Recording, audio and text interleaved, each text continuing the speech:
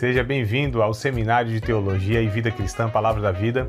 Você está em mais um curso de teologia cuja proposta é fazer alargar o seu conhecimento na área teológica. Um curso descomplicado, contextualizado, provocativo, reflexivo e que faça sentido para a nossa vida cotidiana, porque entendemos que não só a construção conceitual da teologia, respeitando as correntes da teologia construída nesses quase 2000 anos, mas isso só não é suficiente. Nós pretendemos que a partir do entendimento bíblico, dos conceitos esclarecidos, nós possamos reproduzir isso em uma espiritualidade no nosso cotidiano e nas relações. Então, as aulas, sim, pode falar. Suas aulas são muito esclarecedoras. Né? Que bom. São muito esclarecedoras as aulas. Já vai autoexplicativa, né? Sim. Que bom, eu fico feliz. Porque, essa, na verdade, é a proposta nossa de ensino, né? Que a gente tente simplificar ao máximo, né? A palavra de Deus, que é o papel do professor, né? É pegar aquilo que não está tão claro, né? Não está tão nítido assim, tão explícito, e a gente pega e simplifica. Então, eu acredito que isso aí é a missão cumprida, né? Quando a gente passa um conteúdo que ele é simples, traz a ideia e o aluno ali fica, então, fica assim esclarecido, né, a respeito do conteúdo. Então, bora lá, já que não tem dúvidas aí, a gente segue na toada aqui, né? Eu quero já começar fazendo o seguinte, mostrando para vocês, e a gente vai comparar algumas versões de Bíblia, né? Porque assim, nós já aprendemos que a Bíblia ela foi escrita em 2 idiomas, né? Lá no Antigo Testamento, o hebraico, majoritariamente em hebraico, né? E o Novo Testamento em grego. E aí nas traduções que nós temos em português, ou aliás, em qualquer língua, mas no nosso caso, o nosso idioma, o português, nós percebemos essas diferenças, né? Então você tem, eu por exemplo aqui, ó, deixa eu ver se eu afasto um pouquinho, deixa eu ver se dá, aqui ó, embaixo aqui, tá vendo, ó? Tudo Bíblia aqui, ó. Ó, tudo Bíblia aqui, ó. Tudo Bíblia, isso aqui, ó. Né? São versões diferentes, fora as que está aqui, que eu já selecionei aqui para compartilhar com vocês. Então a gente tem diversas versões da Bíblia, tá? A tradução, ela tem uma só, que é do idioma, dos originais para o português, e aí nessas traduções nós temos versões diferentes, né? E aí cada tradutor, ele tem critérios diferentes para estar traduzindo a Bíblia. Vou dar um exemplo aqui, ou alguns exemplos, né?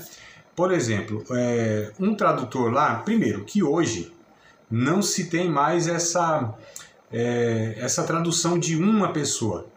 Nós temos a Bíblia, uma das mais antigas, que a igreja, né, mais usou durante assim, muito tempo, que era Almeida Revista e Corrigida, né, até esqueci o nome do cidadão. Vocês acreditam que eu esqueci o nome do cidadão? João Ferreira de Almeida. Meu Deus do céu, deu um branco.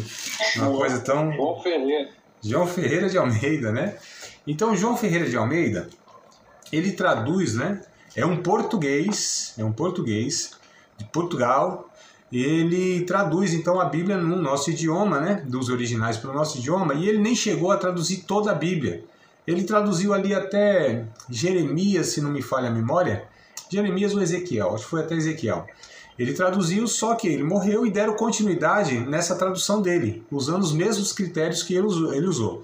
Mas aqui é uma pessoa, né? Uma pessoa que faz isso. É a mente de uma pessoa, eu estou falando, né? Embora houve pessoas que deram continuidade, mas foi aquilo que ele pensou, os critérios que ele adotou.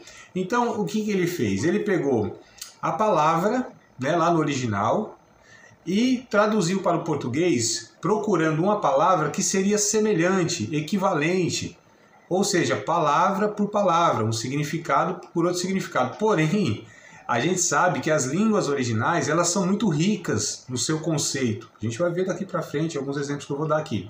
Elas são muito ricas, né? Por trás que eu digo assim, em cada termo, em cada palavra, você tem uma ideia, você tem um conceito. Isso vai ficar claro daqui a pouco para vocês. E quando vai para outra língua, olha, eu falei que o Iris vinha, chegou aqui, ó, coisa boa. Vamos lá, o Iris chegou na hora certa, no começo ainda, ó, para fazer companhia aqui para o Pezão. Bora lá, meu povo. Paz, meu irmão. Bem-vindo. Vamos lá, chegou no comecinho. Estou falando sobre as versões da Bíblia, né?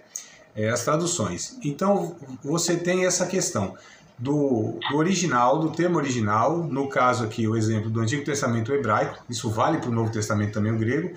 Quando vai para outro idioma, esse outro idioma nem sempre tem uma expressão, um termo, uma palavra que tenha o conceito daquela língua original, daquele termo original lá, né? Não é tão profundo, não tem no seu idioma aquela ideia tão equivalente, tão parecida. Então fica sempre assim, algo que é mais ou menos, é parecido, né? E eu não estou dizendo que a Bíblia ela é traduzida de uma forma insuficiente para a compreensão. Só que as traduções, elas são limitadas. É por isso que nós que estudamos a Bíblia, nós sempre recorremos aos originais, né? Estudamos os idiomas originais para ter uma compreensão um pouco mais afinada. Ô, coisa boa, quem chegou? Eu de novo. É a aluna duplicada aqui. Então, a Mairene chegou 2 vezes aqui, ó. Uai, irmão, caiu alguma coisa aí. Tá vendo? Só multiplicou aqui. Eu falei, é gêmeas. Mas vamos lá.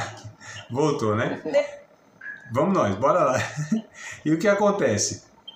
Então, é esse critério de pegar uma palavra, né, equivalente ou parecida ou que chegue perto da ideia do original. Outro critério que se usa para estar traduzindo é o conceito pelo conceito. Então você pega uma palavra e aí você pega, tá dando alguma duplicação aí, mano, Helene, alguma duplicação, mas não tem nada não. Tá caindo sozinho, irmão. Não tem nada, vamos embora. Tá aparecendo 2 telas suas aqui. É para me animar, Deus faz isso para me animar. Tem mais aluno, ainda que for o mesmo aluno, mas tem mais ele repetido aqui nas telas. Vamos embora, não atrapalha nada não isso aqui. Tem a multiplicação dos pães dos peixes, aqui tem a multiplicação dos alunos, velho. Então, o conceito, amados, pelo conceito, né? Então, nem sempre é a palavra lá que é equivalente, mas é a ideia da palavra. Então, vocês estão percebendo que tem critérios diferentes, né? O idioma é o mesmo, a fonte é a mesma, mas quando quem vai traduzir, quem vai fazer aquela tradução, leva em conta tem diferentes critérios, leva em conta, né, essas questões. Não é palavra por palavra, é a ideia por outra ideia. E aí você pega uma palavra que mais se assemelha na ideia, tá? E quem faz as traduções de alguns tempos para cá não é mais uma pessoa, como eu falei, é um grupo de pessoas. Você tinha um só, né? Que era lá um entendido da língua, dos idiomas e tudo mais. Só que hoje, quando vão fazer as traduções da Bíblia, você tem um grupo de pessoas, cada um especialista na sua área. Por exemplo, um especialista na língua hebraica, outro especialista na língua grega, outro especialista na geografia, né, dos tempos bíblicos, outro especialista na cultura dos tempos bíblicos. Então você tem esses especialistas que vão juntos discutir qual é a ideia ou o termo mais adequado para aquele texto, para aquela palavra, levando em conta tudo isso, né? E a gente já aprendeu lá na matéria hermenêutica que para compreender o texto melhor, a gente precisa dessas informações. Vocês lembram disso? Conhecer a geografia, a cultura, o idioma, né, e tudo mais. Então, assim, é um grupo, ou seja, a chance de ter versões mais aproximadas dos originais é maior, porque não é uma pessoa, é um conjunto, é um grupo de especialistas que se reúnem para, então, pegar dos originais e trazer para a gente aí as ideias mais adequadas, mais próximas, né? Amados, eu só vou fazer o seguinte, eu estou aqui silenciando o microfone de vocês para o ruído não sair na gravação, tá bom? Então todos estão silenciados, mas assim, querendo a qualquer hora interromper, fazer uma pergunta ou comentário, é só abrir o microfone, tá? Então vocês têm aí a condição de abrir o microfone. E vamos lá então. Aí o que eu vou fazer? Bom, dada essa explicação, eu vou fazer o seguinte, eu vou pegar um texto com vocês, e é o Salmo 116, tá? Esse é o exercício prático que eu vou fazer e mostrar para vocês, né? Salmo 116, verso 15. Ó, eu vou ler aqui. E eu peço que vocês me acompanhem aí, claro, né? Na versão de vocês. Tá? Eu vou ler na Almeida Revista e Corrigida, né? Então aqui eu tenho aqui. que é uma das mais antigas, aquelas que foi mais usada, ainda é usada bastante, né? E que, sinceramente, não é das melhores. Por conta disso, né? Essa é a mais antiga, não foi traduzido nessa perspectiva de um grupo de especialistas, né? Então ela é mais antiga, ela tem aí essas limitações, que é boa, toda tradução é boa. Toda tradução é boa no sentido que ela contribui para a compreensão. Agora tem umas melhores do que as outras, tá? Mas todas elas são válidas. Talvez não é palavra boa, né, que eu deveria ter usado. Todas elas são válidas. Diga, irmã Irene, pode abrir o microfone e falar, amada? Tá indo isso, pode falar. Qual delas que o pastor indica? Sempre há essa pergunta. O pastor acha que é, tá. Sim, indicaria. Sempre há essa pergunta para me colocar no estreito. Me diga uma Bíblia que é a melhor de todas, a top, a que eu preciso comprar. Aí eu decepciono o aluno dizendo assim, não tem uma, né? Tem algumas que eu recomendo. Então eu vou fazer até uma lista, Marilene, e colocar no grupo lá, tá? Que aí fica para todo mundo. Mas já adianto aqui. Almeida Revista... Posso falar? Então, particularmente, eu gosto muito da Almeida Corrigida, né? Essa que a gente vai ler, que a versão do Senhor é a mesma da minha. Mas ela não é a melhor. Já adianto. Já adianto que ela não é a melhor. Né? Ela não é a melhor. NVT, né? Isso. Isso, eu vou falar rapidinho aqui, mas sabe por que às vezes a gente... essa é melhor? Porque a gente acostumou, aquela que a gente memorizou os textos. Aí, né, a gente acha, não, essa aqui é melhor porque eu já estou... Mas, na verdade, para nós estudiosos, né, os estudantes da Bíblia, ela não é a melhor. E daqui a pouco eu falo por quê. Mas talvez é isso, porque, ó, é o que eu uso. É essa daqui, ó, né?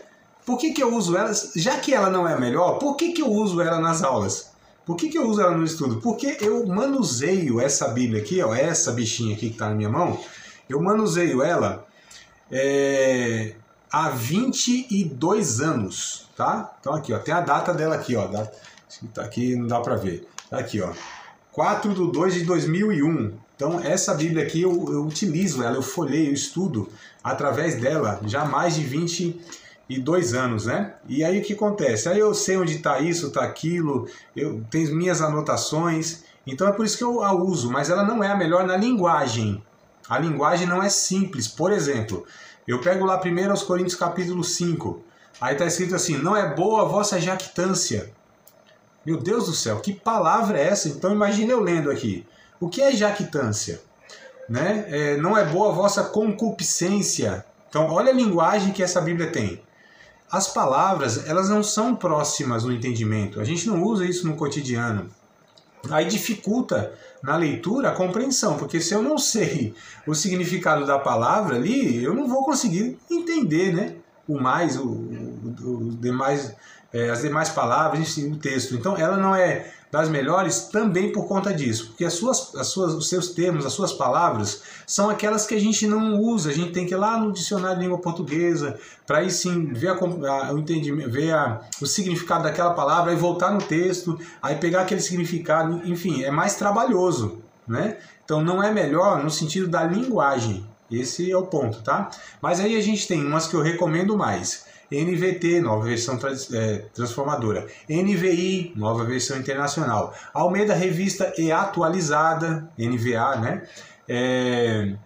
Qual mais? Século 21, que é o que eu estou aqui, inclusive, né, que eu vou pegar para fazer esse exemplo aqui. Então tem algumas que eu recomendo, umas 6, 7 lá que eu falo, ó, essas 6, 7 seria muito bom que vocês tivessem ela. Pode incluir essa também, não tem problema. Porque quando a gente vai estudar a Bíblia, quando a gente vai ler o texto, o bom é que a gente pegue outras Bíblias para a gente fazer aquela comparação dos textos. Porque muitas vezes o que uma versão não deixa tão claro, a outra vem e completa. É por isso que quando a gente vai estudar um texto, ler um texto, é bom que a gente pegue Bíblias de diferentes versões. Porque a gente vai fazer isso agora. Olha, vamos fazer esse exercício agora, só para vocês entenderem como é melhor nós termos algumas versões que são de linguagem mais acessível, e não é uma só. Então não tem uma Bíblia que essa é a melhor, né? Agora tem algumas que elas reunidas, elas vão nos dar mais clareza do texto. Então vamos para esse exercício só para a gente... Pronto, a Shed eu não lembro não qual que é aí, Pezão. Se você der uma folheada aí nas primeiras páginas, vai estar lá a versão dela, né? A versão dela, acho que... Não, tá... Seu microfone está fechado, olha isso. Vamos lá. Ela é Almeida, revista atualizada. E atualizada. Então já é uma linguagem mais próxima, né? Vamos fazer o exercício aqui para a gente ver o que eu estou falando na teoria. O Pezão já está fazendo a exposição das 258 Bíblias que ele tem lá. Tá vendo? A mensagem, meu irmão, segura essa mensagem aí, daqui a pouco eu vou falar dela, viu? Essa mensagem não é uma tradução, a gente chama de paráfrase, mas calma que eu chego lá. Deixa eu aos pouquinhos aqui, vamos compreendendo aqui. Tenham paciência comigo, vamos lá. Salmo 116, verso 15, olha só o que está escrito. Preciosa é a vista do Senhor a morte dos seus santos. Preciosa é a vista do Senhor a morte dos seus santos. Não é isso? Então, lendo dessa forma, pelo menos eu, chego à conclusão que a morte dos salvos, do povo de Deus, dos filhos de Deus, dos santos, a vista de Deus é algo precioso. Não é esse o entendimento, amados? Coisa para mim óbvia. Qualquer um que lê vai fazer essa interpretação, né? Só que, olha só quando nós lemos na NVT, ó. Aí, ó. NVT, ó. Nova versão transformadora. Então, vou pegar com vocês aqui o mesmo texto, tá? Salmo 116, verso 15. Deixa eu só... Pronto.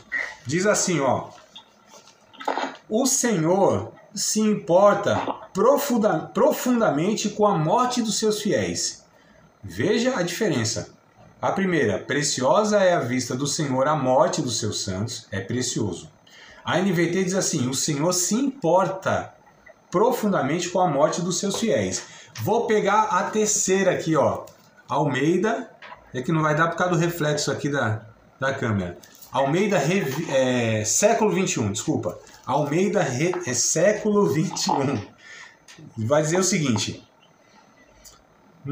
A vida dos seus seguidores é preciosa aos olhos do Senhor. Perceberam a diferença? Vou ler novamente as três aqui, ó. Deixar aqui bem para a gente ler na sequência. Então, Almeida Revista e Corrigida. Preciosa é a vista do Senhor a morte dos seus santos. NVT. O Senhor se importa profundamente com a morte dos seus fiéis. E a século 21. A vida dos seus seguidores é preciosa aos olhos do Senhor. Vocês perceberam, inclusive, não parece que estão se contradizendo? Calma aí, é preciosa para Deus a morte ou a vida? Porque um diz que é a morte, o outro diz que é a vida. O que é? Aí a gente pega aqui essas três e a gente chega a uma conclusão. Pegando lá dos originais também, tá? Qual seria mais adequado? Então, nenhuma, nem outra, nenhuma dessas três. E se eu pegasse mais umas duas, três aí, outras versões, talvez nós não chegaríamos lá que o salmista mesmo, né? O autor lá, quem escreveu, quis falar. Porque nosso idioma é limitado em relação aos originais. Então, a ideia seria assim. Deus se importa tanto com a morte dos seus fiéis, que na hora da sua morte ele se faz presente. Olha só, né? Deus se importa tanto. É tão preciosa para Deus esse momento da morte dos seus santos, mas não por causa da morte, né? Porque ali, de fato, Deus se faz presente. Então é tão importante para Deus aquele ato que Deus está ali presente. Tanto para confortar aqueles que estão sofrendo também, porque Deus sofre, não é? Com a morte dos seus santos. Então não é que Deus se alegra, não é que Deus jubila, não é que Deus festeja porque morreu um santo e agora ele vai receber lá no céu. Não é essa ideia. A morte para Deus não tem nada de bom. A gente tem uma ideia que assim, a morte é um veículo que leva a Deus. Não, a morte não é bom, não. A morte é a evidência mais... É a punição, né, mais grave do pecado. É o resultado último do pecado, é a morte.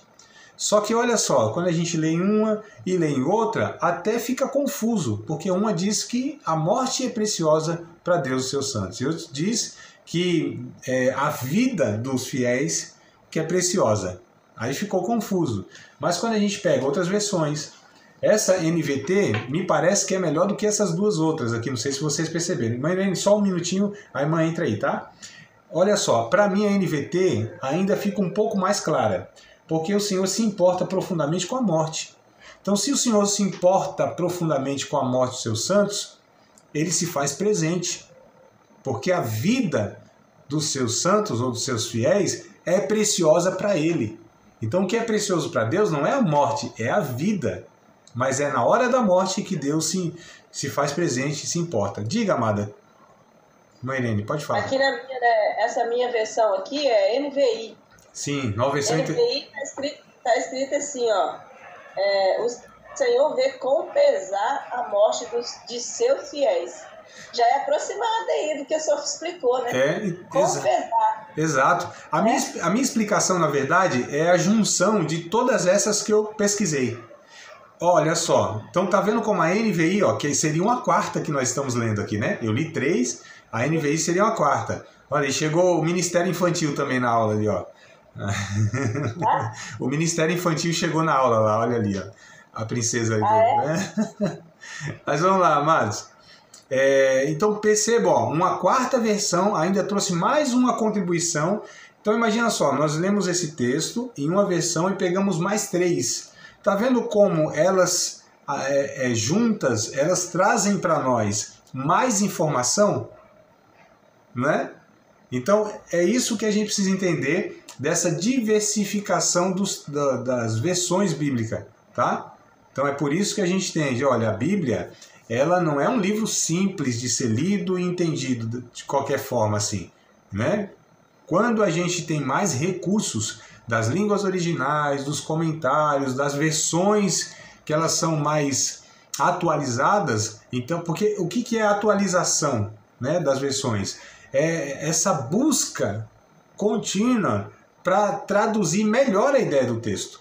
Então é por isso que aquelas novas que vão surgindo, possivelmente elas vão sendo um pouco melhores do que as outras, mas as outras não ficam descartadas, não é isso.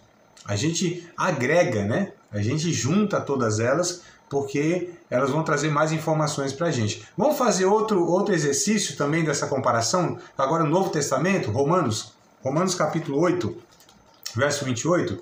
E aí, mãe Irene, já fica engatilhada aí, já que você está com a quarta versão aí, já me ajuda também para a gente ver como que a gente consegue ainda extrair mais informação. Romanos, capítulo de número 8, verso 28. Vamos lá, eu vou fazer a mesma sequência aqui, tá? Eu vou ler na Almeida Revista e Corrigida, depois na NVT e depois na século XXI, e a irmã Irene também contribui com a NVI aí. 8, pastor? 8, deixa eu ler primeiro, segure o anjo, calma aí. Romanos 8. E 28. Mas calma aí, não leia não, segure aí. A irmã lê, tá bom?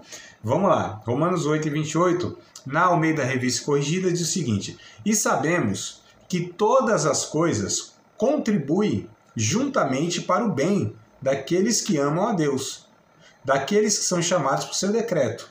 Almeida Revista e Corrigida, né? Vamos aqui, ó, na século XXI, tá? Século XXI, vamos lá que a gente vai ao vivo aqui, né? Século XXI, Romanos 8 e 28. Calma aí que aqui, essa aqui, parece que as folhinhas não são muito usadas não, hein? Isso aqui já denuncia, que elas ficam grudadas assim, ó. Quer dizer que o cara não lê muito ela. 8 e 28. Diz assim, amados, ó, sabemos que Deus faz com que todas as coisas concorram para o bem daqueles que o amam, dos que são chamados segundo o seu propósito. Agora eu vou pegar a NVT, ó, mesmo texto, tá? Romanos 8 e 28 da NVT. Deixa eu ver aqui. Essa aqui já está mais usada, né? Eu gosto dela bastante. E sabemos que Deus faz todas as coisas cooperarem para o bem daqueles que o amam e que são chamados de acordo com o seu propósito. E eu já sei o que a NVI fala, é por isso que a NVI da irmã Irene vai contribuir mais ainda. Ó. Pode ler, amada, para nós, por favor. E sabemos que Deus age em todas as coisas para o bem daqueles que o amam, dos que foram chamados de acordo com o seu propósito. Vocês perceberam, amados, a diferença? Que uma talvez não seja tão clara quanto a outra, né? E essa, para mim, até, ou seja, da irmã Irene, a NVI, ela é até mais adequada em relação aos originais. Ela vai trazer essa ideia de que Deus vai agindo em tudo, né? Em tudo Deus vai agindo. Então Deus age em todas as coisas. Nem sempre que todas as coisas elas cooperam porque elas são boas. Não é cooperar porque elas são boas, mas apesar dos acontecimentos da vida dos servos de Deus, daqueles que são chamados por Deus, serem ruins, mas Deus age até mesmo nessas situações adversas. Então, olha, agir de Deus, pastor, né, mesmo nas coisas ruins. Então, só para a gente entender, e aí percebam, o que eu quero mostrar para vocês é isso. Essa diferença de versões, elas na verdade são benéficas, elas são boas, porque elas vão trazer para nós mais informações, não é? Então, esse é um ponto que eu queria passar para vocês, tá? E aí o que eu sugiro? Que vocês tenham tantas quantas versões forem possíveis, né? Então, assim, qual é a melhor que eu preciso comprar? Todas! Todas que vocês puderem, todas que vocês conseguirem ter acesso, né? Então, porque vai favorecer isso. Leiam em uma, leiam em outra, e elas vão ali se completando, tá bom? Mas eu vou passar uma listinha para vocês lá no grupo, daquelas que eu mais recomendo. Porque assim, hoje a gente tem uma infinidade de versões. Tem aí mais um monte, tem dezenas. Mas eu vou passar lá umas, talvez 7, 8, que eu acho que já está de bom tamanho, né? Se vocês quiserem ir adquirindo aí 20, 30, 40, 200 versões, tá bom. Mas eu vou passar umas 7, 8 aí, vocês vão aos poucos comprando. Aí Bíblia não é tão cara, né? A de estudo é cara, mas essa, somente a linguagem simples, aí não é cara, aí R$15, R$20, dependendo, vocês acham até menos aí, aquela pequenininha simples, né? Mas vamos lá. Bom, já comparamos as versões então, né? Pra gente ter essa ideia. E aí uma informação que eu queria dar para vocês é o seguinte, que eu acho que eu até já falei, mas eu quero recapitular agora e dar alguns exemplos, né? Que os versículos, eles não fazem, os capítulos e os versículos que nós temos, eles não fazem parte dos originais. Ou seja, os autores, eles não escreveram colocando capítulo e versículo, né? Eu vou pegar um texto aqui de Romanos, capítulo 3, verso 10, já que a gente está em Romanos, vamos voltar um pouquinho aqui, ó, no capítulo 3 e versículo de número 10. Ó, como está escrito. Então, Paulo escreveu dessa forma. Aliás, eu passei para vocês a Romanos limpo, sem capítulo, sem versículo, não? Passei lá o arquivo para vocês terem essa experiência. Eu passei para vocês o arquivo lá no grupo, né, do digital, do livro de Romanos, sem capítulo, sem versículo, como Paulo escreveu mesmo, não? Não cheguei a passar? Tá, então vou fazer isso, tá? Acabando a aula aqui, eu já envio para vocês. Aí a experiência é vocês lerem o livro de Romanos, por exemplo, sem capítulo, sem versículo, sem título, sem nada, da forma que o apóstolo Paulo escreveu. Vocês vão perceber que é uma experiência, vai ser uma experiência diferente, porque, né, todas as nossas Bíblias têm capítulo, versículo, aqueles títulos em negrito, né, que a gente chama lá, subtítulo, mas como Paulo escreveu, eu vou passar para vocês Romanos, tá bom? Até se vocês quiserem, eu passo um arquivo da Bíblia toda, como ela foi escrita sem essa organização de capítulo e versículo. Só que olha que coisa curiosa aqui, por exemplo, Romanos 3 e 10. O apóstolo Paulo diz assim, como está escrito, não há um justo, nenhum sequer. Aí imagina você lendo isso. Aí você fala assim, tá, como está escrito? Está escrito aonde? Paulo não falou onde estava. Né? Paulo não falou onde estava esse negócio, ele só disse que estava escrito. Para o judeu, para os leitores lá, me parece que não tinha dificuldade de identificar essa referência que Paulo deu. Porque Paulo está dando uma referência que está escrito isso aqui que ele está falando. Ele não está inventando, ele não é uma fala nova dele. Isso aqui é uma confirmação lá que já estava escrito. Nós sabemos, né, pelos estudos, nós sabemos pelo livro, por tudo que está organizado na Bíblia. Inclusive, quando Paulo escreve, não tem a Bíblia dessa forma aqui, ó, todos os livros. Não tem, tem o Antigo Testamento. O Antigo Testamento tem um registro. né? Só que não tem essa organização aqui. Então, só para a gente entender. Capítulo 9, verso Romanos ainda, tá? 9 e 29. Vamos lá, 9 e 29 de Romanos. Ó, algo também bem semelhante. 9 e 29. Bora junto aqui. E como antes disse Isaías, se o Senhor dos Exércitos não nos deixara descendência, teríamos sido feitos como Sodoma e seríamos semelhantes a Gomorra. Aqui ele já fala como está escrito, né? Ou como antes disse Isaías. Então ele já fala onde estava escrito. Só que o problema é, aonde em Isaías? Porque Isaías, na nossa Bíblia, é um livro enorme. Tem 66 capítulos, né? E eles nem tinham isso. Então tinha um rolo, tinha vários rolos que compunham o livro, a profecia de Isaías.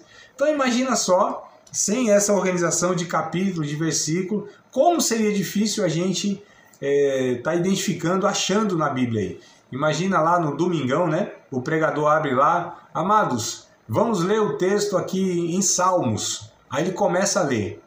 Aí tá, mas Salmos o quê? Né? Onde que ele tá? Nem ele consegue dar referência, porque não tem capítulo, não tem versículo, não tem nada. Então vocês imaginam como seria muito difícil. Aí, pensando nisso, ou nessa realidade, no ano 1250, então olha quanto tempo nossos irmãos tiveram a Bíblia sem essa organização, sem essa referência de capítulo e versículo. 1250, né? Um homem, um teólogo, né? Um irmão chamado Stephen Langton, que era professor da Universidade de Paris, ele então introduziu os capítulos, colocou só os capítulos, também não tinha versículo, só os capítulos, mas já ajudou, né? Já ajudou. Livro tal, capítulo tal, fica mais fácil de achar lá. E aí, 300 anos depois, ou seja, 1550, um outro irmão, outro teólogo chamado Robert Estienne, que era um erudito, né? Francês, também na França, né? Divide a Bíblia em versículos, ou seja, ele acrescenta os versículos. Então, o que nós temos hoje, na verdade, nós temos a partir do ano 1550, a Bíblia dessa forma aqui, tá? Com capítulo, com versículo, onde a gente consegue estar muito mais fácil localizando os textos, né? Então, para entender melhor a Bíblia, é necessário buscar os sentidos da palavra, tá? Ou das palavras, aqui já é outro ponto, né? Para a gente entender a Bíblia melhor, é necessário buscar os sentidos da palavra original e seus contextos culturais. Isso aí, lembra que a gente estudou lá em hermenêutica? Olha só como uma matéria, ela dá condição para que a gente entenda outra, né? Então o curso pretende fazer isso, ter diversas matérias que elas vão contribuindo para que a gente possa lidar melhor com a Bíblia, com a nossa fé, etc e tal. Eu peguei um texto aqui de 1 Coríntios capítulo 4, para exemplificar isso, tá? Que a gente, para entender melhor, a gente precisa buscar esse sentido, né? E aí vocês vão lembrar, acredito que vocês vão lembrar que eu já falei. 1 Coríntios capítulo 4, verso 1 e 2. Eu vou falar agora e quem lembrar já pode se manifestar. Tá? Essa manifestação aqui é boa, né? Outras manifestações talvez nos nossos cultos não sejam tão boas, mas também são necessárias, né? Brincadeiras à parte, vamos lá. 1 Coríntios capítulo 4, verso 1 e verso 2. Bora lá, varão! Bora lá, o Íris, pezão, que é a P total aí, varão!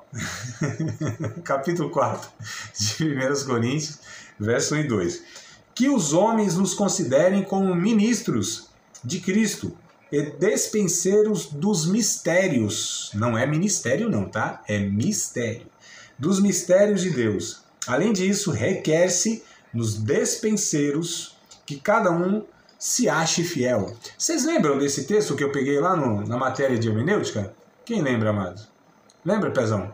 Lembra? Você lembra o que significa? Os termos lá que eu peguei? O Willis está dizendo que não lembra. Quem lembra e puder ir, então, falar, ou o que está na memória, vamos ver o que ficou fixado, né? Fazer esse exercício aí de buscar na memória. O que eu enfatizei aqui? Puxar lá na memória. Hã? Puxar lá na memória, né, irmão? Eu acho que vocês não tomam essa aguinha aqui. Essa aguinha faz bem para a memória, ó. É por isso, tá vendo? Fica a dica aí, ó. Fica com a caneca do lado, né? Vocês nunca vão descobrir o que tem aqui dentro. Isso aqui é igual a caneca do Jô Soares. Passou décadas e décadas, ninguém sabia o que ele tomava até hoje. Morreu e ninguém sabe o que ele tomava naquela caneca. É a mesma coisa, mas essa caneca aqui ela faz bem. O que tem nela faz bem. Vamos lá, amados. Olha só como a gente buscando o sentido das palavras, né? E eu falo, nossa, André, mas eu sei mais ou menos português, e olha lá, né? A gente tem a dificuldade de saber o nosso idioma, agora eu vou ter que saber o grego, o hebraico. Ah, seria bom. Não como erudito, não como um entendido da língua, mas pelo menos para a gente, assim, tô lendo esse texto, vou pegar um comentário, né? E olha que coisa interessante, deixa eu ver aqui para dar um exemplo para vocês, ó. Isso aqui é o que a gente recomenda, tá? Por exemplo, isso aqui é um comentário, ó. Comentário de Atos dos Apóstolos. Então, vamos imaginar que aqui é um texto de Atos dos Apóstolos. Aí eu pego aqui, ó, no capítulo 4, verso 1 e 2. Aí o comentarista, ele está falando. Ó, Paulo está escrevendo, lá os irmãos em Corinto, a cidade lá era assim, era assada, a cultura era essa, ficava em tal região e tudo mais, né? A prática lá religiosa era essa, enfim, ele está trazendo um comentário do público, da cidade. Ó, lá os irmãos viviam em imoralidade, os irmãos ainda estavam apegados a algumas práticas imorais e tudo mais. E aí Paulo aqui no capítulo 4, verso 1, opa, deixa eu só desativar aqui para não ficar o ruído. Paulo, então, vamos imaginar, tá? O comentário vai nessa linha, explicando algumas coisas e tal. Aí de repente o comentarista fala assim, ó, quando Paulo diz que os homens devem considerar como ministros, ó, a palavra que Paulo usa aqui, ministros, é hiperetas, lá no original. Hiperetas dizia respeito aos remadores dos barcos da antiguidade, eram escravos, né, que remavam para que esse barco então pudesse navegar. Então Paulo diz que os homens os considerem como escravos, mas não eram escravos comuns, porque na embarcação tinha lá 2 patamares de escravo, né? Tinha o patamar de cima e o patamar de baixo, né? Que era chamada galeria de cima e galeria de baixo. A galera de cima e a galera de baixo. Então assim, os escravos de cima e os escravos de baixo. E quando Paulo fala dos escravos, ele fala dos escravos de baixo, porque a palavra hiperetas quer dizer isso. Escravos dos remos inferiores. E Paulo está dizendo que os homens nos considerem, nós, apóstolos, obreiros, como escravo dos escravos. Porque eles estavam abaixo dos escravos, eles eram a segunda categoria de escravos. Então, olha o ensino que a gente vai extraindo, né? Aí vamos imaginar que o comentarista ainda está falando assim, e a palavra que ele também usa, né? Que os homens devem nos considerar tanto como ministros, como também despenseiros. Quando Paulo fala de despenseiros, ele usa a palavra oikonomos. O que é o oikonomos? Oiko, né, na língua grega, quer dizer casa. Nomos quer dizer governo. Então, aquele que governa a casa. Isso dizia respeito ao mordomo, o administrador, aquele que cuidava da despensa da casa, por isso que é o dispenseiro. Então vocês estão percebendo, amados? Quando a gente pega um comentário bíblico, quando a gente estuda um pouquinho mais e busca nas línguas originais, isso vai trazendo para nós uma clareza maior do ensino bíblico, daquilo que o autor, aqui no caso Paulo, né, ele estava querendo passar para os seus primeiros leitores, que para nós de língua portuguesa, isso não está tão claro. As palavras que ele usou para aquele primeiro público era entendido, porque eles entendiam isso. Quando Paulo diz assim, ó, que os homens consideram como hiperetas, eles sabiam quem eram os hiperetas. Eles sabiam que se referia a isso. Então, para eles não precisava de interpretação. A comunicação, ela era eficaz. Quando Paulo diz assim que os homens consideram como hiperetas e como dispenseiros, ou melhor, como oikonomos, eles também sabiam o que Paulo estava falando, quem eram essas figuras. Então, nós precisamos de interpretação. Os primeiros leitores não precisavam, porque ele estava comunicando no idioma, na cultura, no tempo deles, que eles conheciam tudo isso. É a mesma coisa quando a gente usa o nosso idioma, quando a gente usa ditados populares, por exemplo, que só na nossa cultura faz sentido. Ah, meu irmão, como eu vou dizer? Deixa eu ver aqui. Rapaz, tem um irmão lá na igreja lá que ele fica procurando pelo em ovo. Aí a gente sabe que isso não é literal, né? Se eu falo assim pro Iris, ô Iris, rapaz, tem um irmão aí que ele fica procurando pelo em ovo. O Iris, você vai imaginar que o irmão tá com o ovo na mão procurando um pelo? Não, né? Claro que não, isso não é literal. Aí, hoje, eu brinquei com meu filhinho pequenininho, nós fomos na feira, né? E tinha uns patos assim, ó, pra ser vendido lá. Coitado dos patinhos, né? Nem deve existir mais, deve estar na barriga de alguém agora. E... Aí eu falei brincando assim pro menino, ele tem 5 anos, não entendeu isso, né? Mas eu fiz a brincadeira, disse assim, filho, você vai pagar o pato? Aí ele falou, não papai, não vou pagar o pato não. Mas quer dizer, isso é um ditado nosso, né? Quem vai pagar o pato? Né? Fulano é perna de pau, né? O outro dá bom dia a cavalo e tal. A gente tem esses ditados populares. Então na nossa língua, na nossa comunicação, isso é entendido, mesmo que não seja literal. Agora imagina eu escrevendo isso, ou alguém lendo, né, essas nossas conversas, as nossas falas, daqui a 2000 anos, daqui a 1000 anos, numa cultura totalmente diferente da nossa. Mas foi traduzido pelo idioma dele. Só que a fala não faz sentido. Se ele pegar isso literal, ele vai imaginar então, nossa, o André disse para o Iris que tinha uma pessoa lá na igreja dele que ficava com ovo e ficava procurando um pelo no ovo. Que coisa estranha. Isso não faz sentido, não? Não é, amado? E é exatamente o que a Bíblia muitas vezes apresenta. Que a gente lê, a gente chama isso de expressão idiomática. Ou seja, essa expressão, ela pertence àquele idioma. Só faz parte daquele idioma. Só faz sentido, melhor dizendo, naquele idioma. Em outro idioma, porque tem todo um conceito cultural, embora foi traduzido literalmente, ó, vocês lembram no começo que eu falei? Palavra por palavra, mas nem sempre é a ideia, né? Vocês lembram lá em hermenêutica? Estou citando hermenêutica porque não tem como, uma coisa é ligada à outra. Que a gente pegou lá o provérbio 25 e verso 11, se não me falha a memória, né? Como maçã de ouro em salva de prata. Lembra desse texto? Então, a gente descobriu que não era maçã, que não era uma maçã de ouro, não era nem maçã e nem de ouro, né? O que era salva de prata e por que foi usada essa figura de linguagem.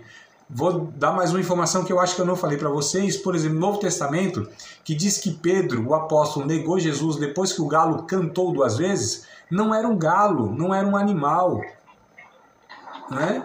Mas está escrito galo, meu Deus do céu. Como não era o galo, aí a gente descobre que não era o galo. Quando a gente estuda a cultura, quando a gente estuda o próprio texto, a gente chega a essa conclusão fácil. Isso aí é consenso, todo mundo era galo, né? E dizia respeito a uma trombeta que nos turnos, os sentinelas lá, os guardas da cidade, romanos, eles tocavam, que era chamado de galináceum, que era uma trombeta. Então quando a trombeta tocou a 2ª vez, né, porque a vigília da noite tinha trocado, na 4ª vigília da noite, o galo cantou a 2ª vez e Pedro nega. Então, assim, nessa trombeta, só para entender aqui, amados, tá vendo quando a gente lê a Bíblia de uma forma superficial, nem sempre a gente interpreta de uma maneira correta? Então, às vezes, os irmãos, muitos irmãos, a maioria dos irmãos, acham que só a leitura é suficiente, essa leitura é superficial. Ela tem, lógico, é a palavra de Deus, a gente lendo, a gente vai ter uma certa compreensão. Só que vai ser superficial.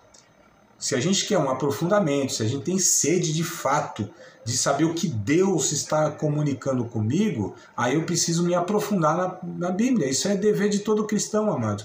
Eu sei que cada um de nós tem nossas limitações, nossas dificuldades, né? Nossas formações, ou enfim, mas assim, todo cristão deveria se esforçar, seja por um curso, seja frequentando escolas bíblicas dominicais, né, cultos de ensino. As igrejas deveriam ter também essa prioridade de ensinar a Bíblia, a história da Bíblia, inclusive, né, porque muitos irmãos são questionados e até às vezes se questionam, mas será que tem tanta versão? Será que não tem erro no meio do caminho? Enfim, né? E a gente precisa entender essas questões, tá? Bom, a proposta, né, para o discípulo de Cristo é ter equilíbrio, né, entre o conhecimento e a prática. Então a gente está tendo conhecimento, a gente está buscando conhecimento, a gente está sendo esclarecido a respeito do conhecimento bíblico adequado, né? Agora qual é o problema, amados? que quem não busca esse conhecimento, aí tem essa grande chance de interpretar a Bíblia errado. Interpretando errado, vai aplicar errado, né? É inevitável isso. Aí que é o grande problema de muitos irmãos, eles compreenderem as coisas de uma forma errada e aí vai aplicar na sua vida, vai viver de uma maneira que não é o que a Bíblia ensina. Esse é o grande problema de muitos irmãos que desprezam essa necessidade do estudo bíblico, não é? Mas enfim, a proposta então para o discípulo de Cristo é ter o equilíbrio, né, entre o conhecimento e a prática, né? E para isso a gente precisa de um elemento. Não sei se vocês sabem, mas todo viaduto, é ponte, né, que chama, né? Porque lá em São Paulo a gente chama de viaduto, mas aqui acho que chamam mais de ponte, né? A ponte, né? O que liga um ponto ao outro, né? Ponte, viaduto e tal. Toda ponte, o Pezão que é motorista aí sabe disso, né? Toda ponte tem um nome, não tem não, Pezão? Não tem lá, pode ser pequeno ou grande, né? Pode ser as pequenininhas, tem lá, não tem? Ainda que nas estradas lá, a ponte pode ter 30 metros, né, meu irmão? Mas tem lá, ponte sobre o rio, não sei das quantas, né? Ponte não sei o quê. E aí nas cidades elas têm mais o nome de pessoas, enfim, né? Aqui nós temos as famosas pontes, né? Primeira ponte, segunda ponte, terceira ponte e tal, né? Mas toda ponte tem um nome. E aí o que liga, então? Qual é a ponte? Qual é o nome da ponte que liga o conhecimento à prática? Quero dar essa figura para a gente aqui fazer esse exercício. Eu tenho conhecimento, mas para esse conhecimento ele virar prática, o que é preciso? Porque aqui nós temos 2 pontos e a gente precisa de uma ponte para ligar. Então, o conhecimento e a prática que liga isso, né, é a ponte chamada de quebrantamento. Essa ponte tem um nome, é quebrantamento diante de Deus, né? Para que a gente, então, esse conhecimento correto, adequado, eu tenha ele, e para que ele resulte, para que ele produza a minha vida prática, é preciso essa ponte de quebrantamento. Porque tem alguns irmãos que eles adquirem o conhecimento, mas não são quebrantados muitas vezes pelo Espírito Santo. A palavra, o conhecimento não afeta profundamente a sua vida e eles não praticam a palavra de Deus. Há alguns que praticam de uma maneira meio equivocada? Sim. Na ignorância, às vezes até acerta? Sim. Mas muitas das práticas também, elas não são vindas de um conhecimento, então são práticas que às vezes são corretas e muitas vezes não são, porque não tem referência. Essas práticas vêm muitas vezes por uma doutrinação religiosa, por uma tradição denominacional, porque o seu líder, o seu pastor ou alguém falou que era daquela forma e nem sempre era, né? Porque não houve o conhecimento adequado. Pode, amados, ter uma prática cristã sem ter a fonte do conhecimento que é a Bíblia Sagrada, tá? Senão é muito complicado. É por isso que tem pessoas que elas querem praticar o Evangelho de uma forma errada, são honestas, são sinceras, só que são sinceramente enganadas em muitas práticas. Né?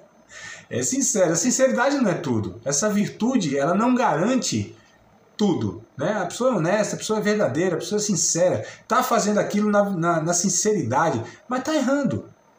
Né? Então, assim, a sinceridade não basta. Então, assim, essa pessoa, ela é sincera, mas está errada na sua prática, porque não tem o esclarecimento, a iluminação do conhecimento, da verdade de Deus. E às vezes é quebrantada, quer buscar o Espírito Santo, é sensível ao Espírito Santo, tem aquela vida de oração, aquela vida de piedade, de dedicação ao jejum, enfim, práticas até de boas obras, mas isso não é suficiente, é um conjunto, amados. Essa é a espiritualidade proposta pela Bíblia, o equilíbrio dessas coisas. Tá? Então uma coisa, é por isso eu estou falando isso aqui porque é um conjunto, né? Senão, então temos que entender a Bíblia e isso basta? Não basta. Aqui é a partida, como fala, o ponto de partida. O nosso ponto de partida é o conhecimento bíblico, né?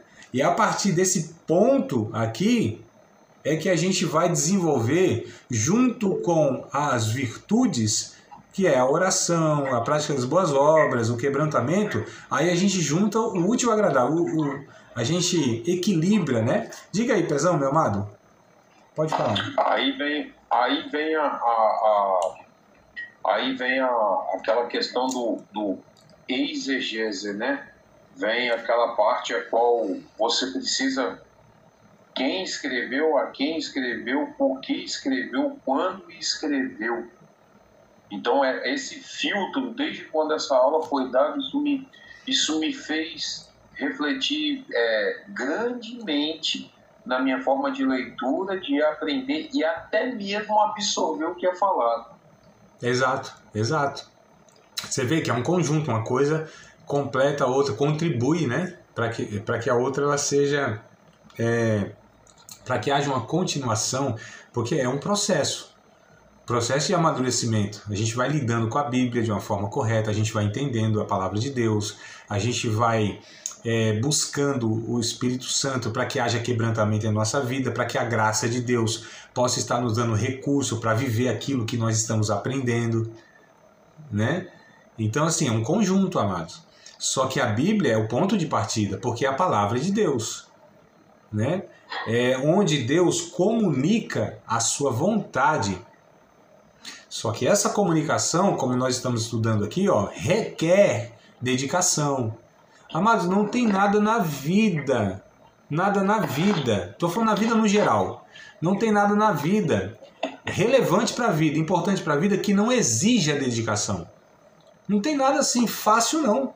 As coisas fáceis geralmente são fúteis, não diz respeito, não influenciam em nada na nossa vida, não são importantes.